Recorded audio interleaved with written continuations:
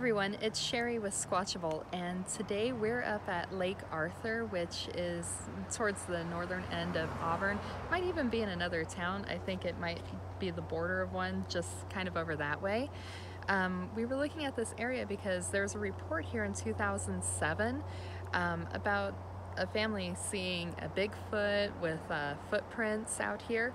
And in that report, towards the end of the person's story about what happened, they said that it went up a very steep hill. The only steep hill here is this one, right up there, which just goes up and up and up. Pretty dang steep up there.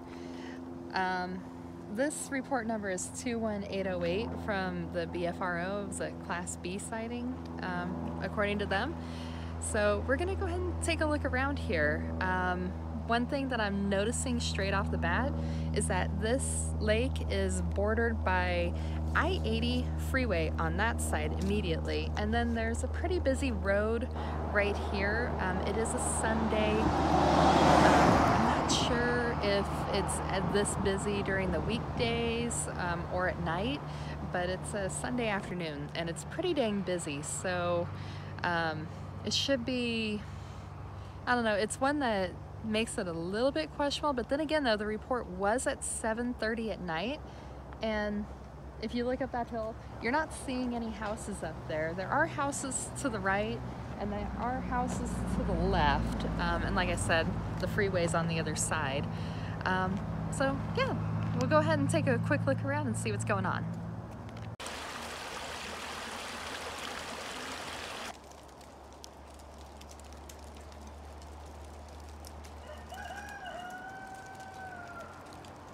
I don't know what these are, but this is a pile of them. They're actually all over the place. They're round, kind of disc shaped, kind of soft. Don't know if they're edible. I think maybe they are, because usually non-edible things try to make it hard for you to get in at them. These look like you could probably bite into them.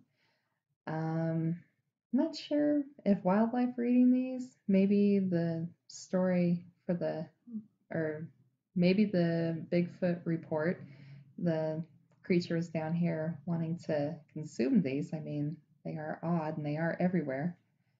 If you know what they are, let us know.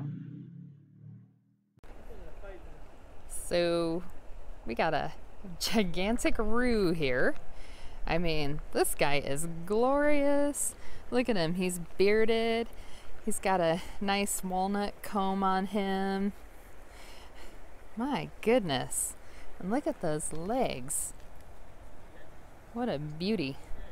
I'll laugh if he gets Sean here. Although his he's got a mane. My goodness.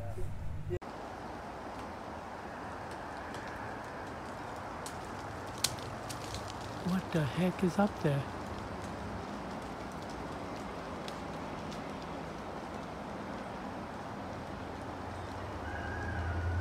Oh, there's a person up there.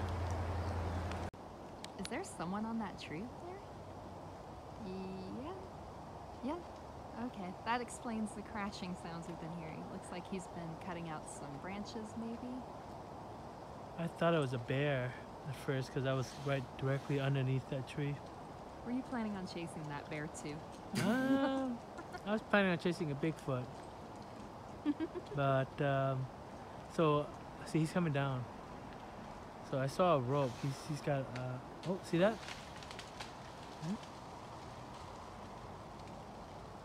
Yeah, he's getting down pretty fast.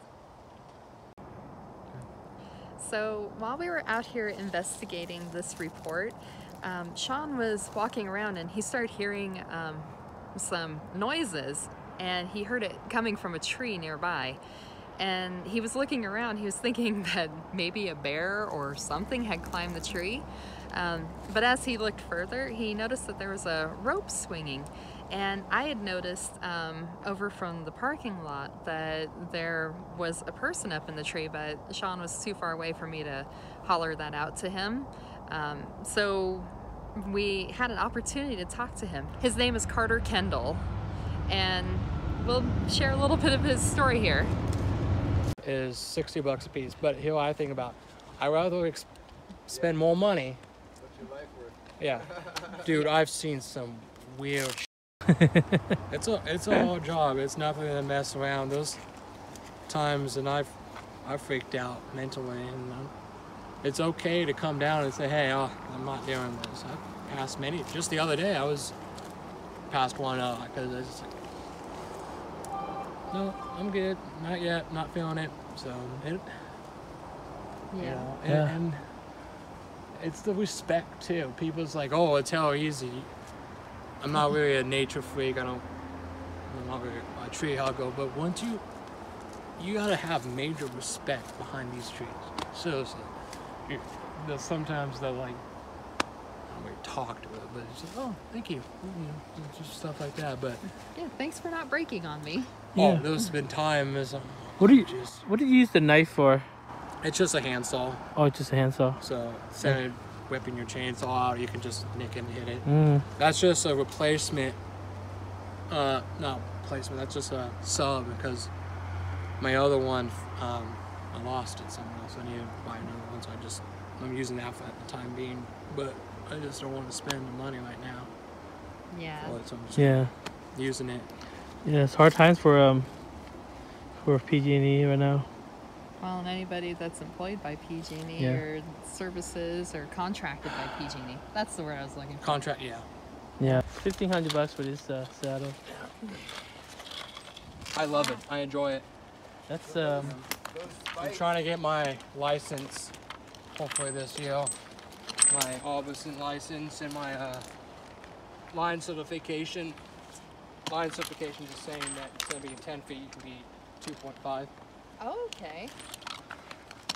I want, it's just the power lines. I have to be, since I'm not licensed for power lines, it has to be 10 feet or under.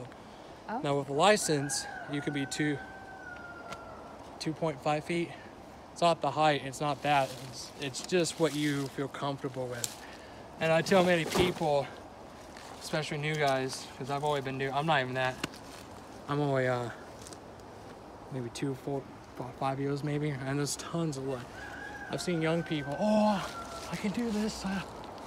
You don't feel safe. If you have the right to say, I don't want to do it.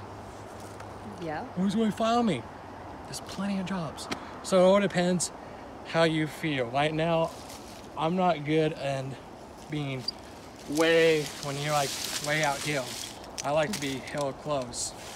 Okay. So I'm trying to push myself and safety-wise. Say, okay, you need to go this far. So, but yeah, this can go up to 45 dBr. Okay. And the difference between this is a steel core.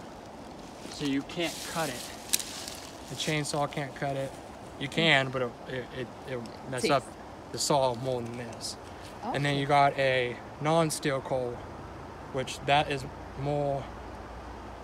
better to use for a power lines because it's no steel.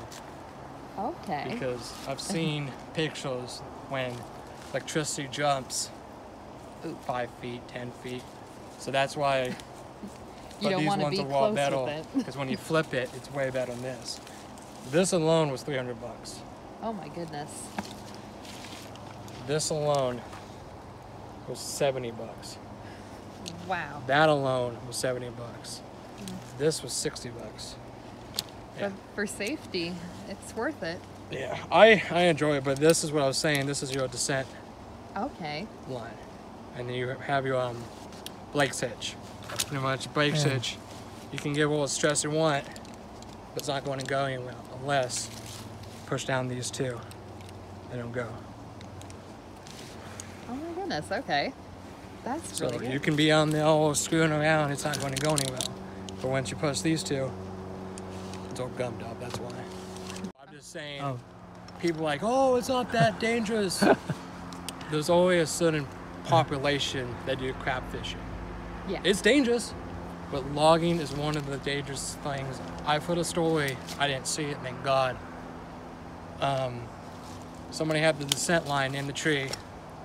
They topped the tree. Wow. Half the body was in the tree, and half the body was in the ground. stuff like that. Just Oh. this last August, I had one of my coworkers fall from a 60-foot tree. And people were like, well, why do you say this? Because if you don't think about it, knowing what you're signing up for.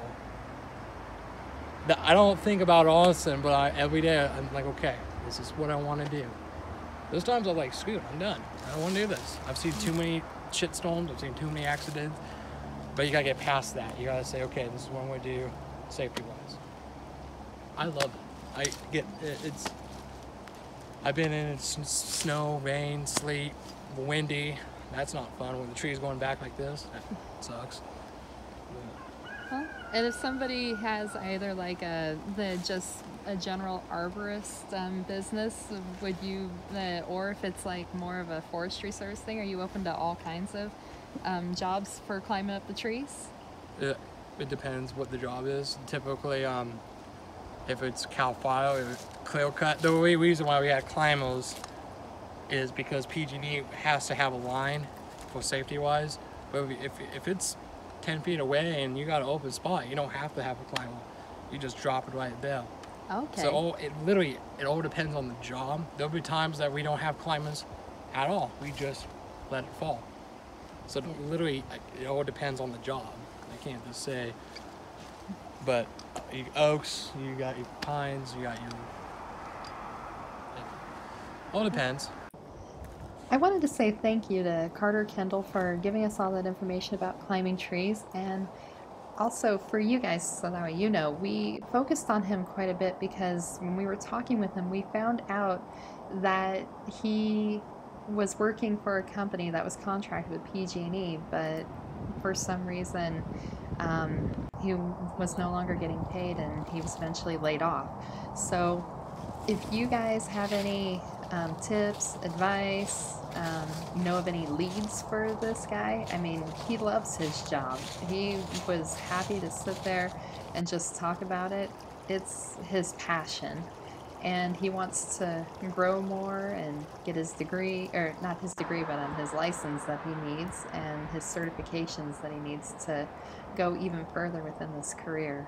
So if you have any ideas, leads, tips that he can use to kind of get himself back working again, please let us know either in the comments or message us on facebook.com/BigfootEvidence. And we'll make sure that he gets that information. Well, thanks for joining us up here at Lake Arthur, and we're going to get heading back now. Hopefully we can come back up when it's nighttime and see what it looks like in this area, if there's still a lot of human activity or if it dies down at night. If we do that, we'll make sure to let you know when that is, but that will probably be a little ways down the road. Thanks for watching, and we'll see you in the comments section.